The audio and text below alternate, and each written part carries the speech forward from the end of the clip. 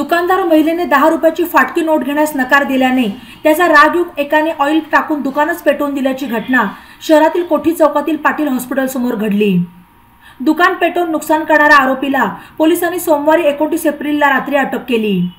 विजय दिलीप झेंडे वय 26 राहणार सातखोल्या नगर कॉलेज जवळ अहमदनगर असे आरोपीचे नाव आहे। याबाबत रंजना अजय बसापुरे यांनी कोतवाली पोलीस ठाण्यात फिर्याद दिली। फिर्यादी बसापुरे यांचे कोठी चौकातील पाटील हॉस्पिटल समोर महावीर दूध डेअरी आणि जनरल स्टोअर नावाचे दुकान आहे। रविवारी 28 एप्रिलला बसापुरे या दुकानात असताना आरोपी विजय झेंडे दुकानात आला, त्यावेळी सदर घटना घडली। या आगीत दुकानातील लाकडी काउंटर, लहान मोठ्या बरण्या आणि इतर साहित्य असे 20,000चे साहित्य जळून नुकसान झाले असल्याचे फिर्यादीत म्हटले आहे। या फिर्यादीवरून पोलिसांनी आरोपी विजय झेंडे याच्या विरुद्ध भारतीय दंडविधान कलम 436, 504 प्रमाणे गुन्हा दाखल केला। सोमवारी 29 एप्रिलला सायंकाळी गुन्हा दाखल झाल्यावर पोलिसांनी रात्री उशिरा आरोपीला अटक केली।